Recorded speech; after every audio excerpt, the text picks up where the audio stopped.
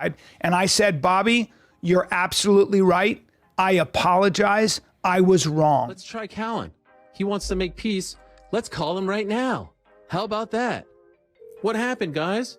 Oh, am I catching you off guard? Ladies and gentlemen, today I wanted to talk to you about the potential end of your favorite podcast, The Fighter and the Kid, how Brendan Schaub has damaged Bryan Callen's reputation over the last couple of months, causing Bryan Callen to focus most, if not all of his energy on his own YouTube channel and producing his own comedy special away from Thick Boy Studios, which is pretty interesting. It's no surprise that the relationship is not the same as it used to be. I mean, they're much older now.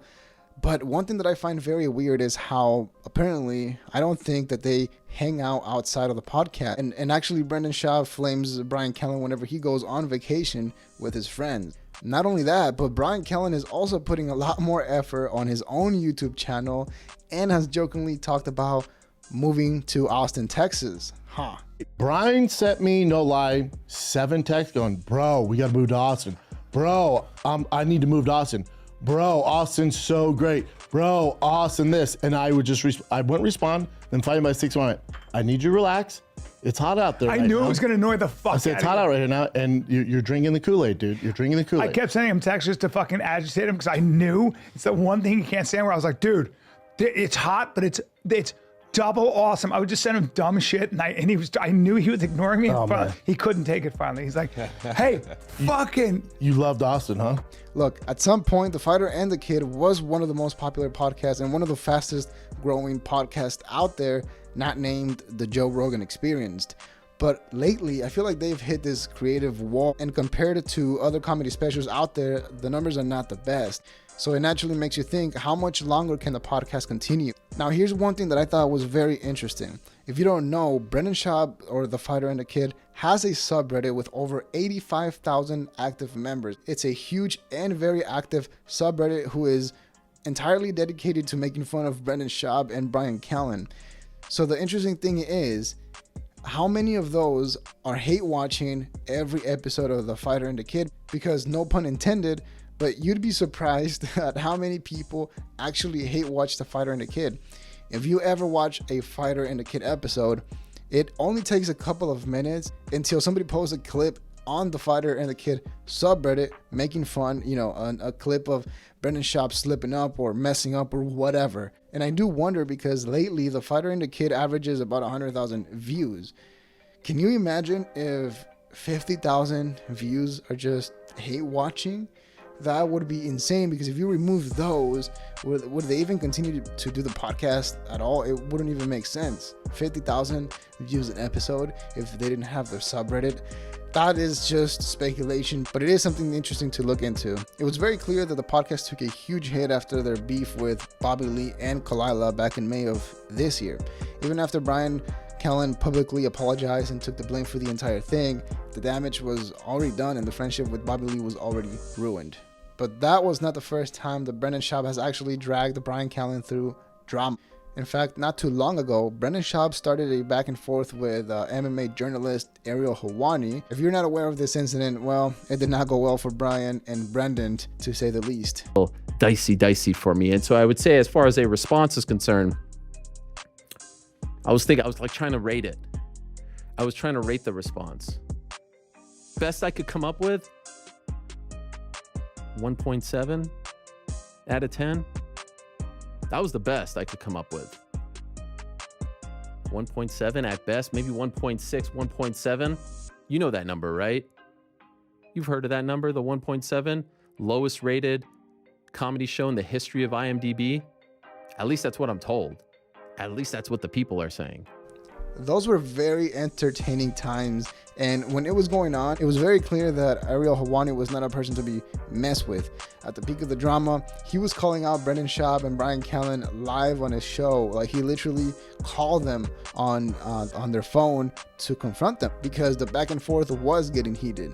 But it all ended when Ariel Helwani brought up the homeless cats and brought up The Fighter and the Kid subreddit. That's when Brendan Schaub raised the white flag and the beef was squashed. Because it's very clear that obviously Brendan Schaub doesn't want everybody out there to know that he has a massive subreddit just focused on hating him. Well, not too long after that happened, Their most recent drama, their most recent beef with Bobby Lee happened because Brendan Schaub essentially told Bryan Callen that Bobby Lee was the one, that he had approved that Bobby Lee was the one behind the subreddit and the entire hate that Brendan Schaub has been receiving over the past years. Naturally, Bryan Callen, thinking that this was true, and verbally assaulted him, to put it nicely. Based on what Bobby Lee said, it sounded like Bryan Callen just ripped on him. He told him everything that you could imagine, and essentially causing their friendship to end. But in my opinion, this was clearly Brendan Schaub's fault, because let's be real. If Bryan Callen actually thought that Bobby Lee was behind the entire hate, then I think his actions are justified. If he's really, if he's proving that he's a close friend to Brendan Schaub. Obviously now, knowing what we know now, we know that those actions were completely out of line, and it was completely bully behavior. Next, Bryan Callen has released 8 episodes of his YouTube show called Best Of, independently from Brendan Schaub and Thick Boy Studios. He's also producing and working on editing his own comedy special, also completely separated from Thick Boy Studios, which I think is pretty interesting. In my opinion, I think this is evidence of Bryan Callen foreseeing a future in which he has to look out for his best interest. For example, when Brendan Schaub was working on releasing his own 30-minute comedy special, he would not stop talking about it. It was everything. It was all he would talk about leading to the release of it. Compared to now, when Bryan Callen is about to release a comedy special, I think they've only talked about it twice, which I think is completely insane.